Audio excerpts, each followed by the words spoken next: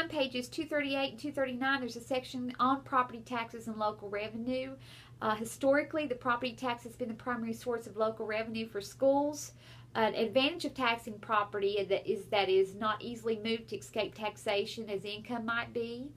If you own property, you're going to pay taxes on it. So because the owners of property pay the tax, it's easy to identify them. We know exactly who owns the property. We know exactly who to go collect the revenue from.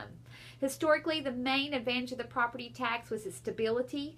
If I own property right now, the chances of me selling it and buying rental property is very slim to none. If I own it, I'm probably going to keep it, so it's very stable income for the school system. The property tax has numerous limitations, though. It can have a negative impact on the value of housing because it tends to discourage rehabilitation and upkeep, because both of these tend to raise the value of the property and therefore its taxes. So some folks may say, I'm not going to fix this place up because the more I fix it up, the more taxes I have to pay. And they come out and reevaluate your property every so many years, and some people don't want to pay anymore. So you can kind of see the frustration.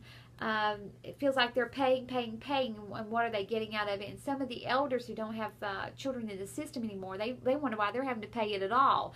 Well, that's sad that they feel that way, but it is as it is. But the property taxes have always been the stable area where we've gotten the most revenue. I know a few years ago, it's been since I came to Walter State, we had a vote in Hamlin County.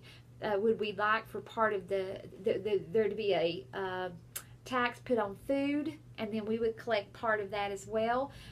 We got a vote, and I thought it was a great idea because we all eat. Now, if you think about property taxes, you think about folks who maybe not be contributing much to the revenue that we collect for schools because they just rent, they have rental properties, and so they don't have to pay, and they continue to rent.